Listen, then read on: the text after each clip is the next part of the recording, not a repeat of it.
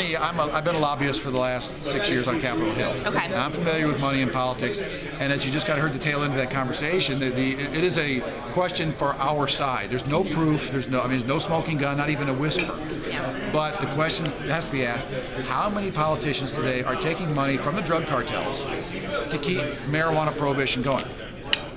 That's both congressmen, governors, whoever, the power structure. It's a legitimate question for debate because at the end of the day, those cartels, they're like anybody else. They want to keep their profits coming in, and money to politicians is the mother's milk.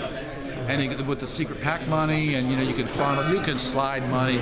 You're not quite old enough, if 10 years ago, the Chinese slid $500,000 to Al Gore, sort of stuff, and then they had to withdraw because then Chinese money, oh gosh me, and they gave it back to whoever. But this is the kind of situation we've been facing forever in this What country. I thought was really interesting is when they had the referendum in California, you would see alcohol manufacturers, industry funding against the referendum. Yep. I mean, wasn't that really a sort of a disastrous thing for the people of California? Well, it was, and the Beer Wholesalers Association donated 5-figure money to defeat Prop 19 because marijuana and alcohol compete right today as a product to take the edge off the day at 6 o'clock. The fact that marijuana is illegal doesn't negate the fact there's still competition.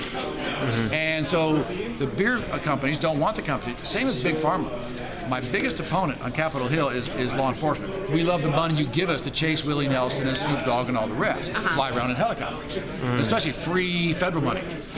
The second most powerful group against me on Capitol Hill is Big Pharma, because everybody knows who's knowledgeable on the issue. God didn't make no junk. Marijuana is an excellent medicine for many things, from taking the place of Advil, ibuprofen, all the way to it'll take the place of Vicodin, pills for nausea. I mean, expensive store-bought pills. So Big Pharma is the number 2 opponent on Capitol Hill. Don't change nothing is their motto. Because why? Their profit motive. Private prisons fight me. Why? They want more people in prison. Is it good policy? They don't care. What lobbyists care about is the people who pay their salary. Is it good for Texas or is it good for the country? Lobbyists don't care. Their interest in the country is secondary or even tertiary to what's good for my constituency. Sure. And you're a police officer, or you I'm served retired. as a police officer? Okay. Well, you got to be retired to wear this. Sure.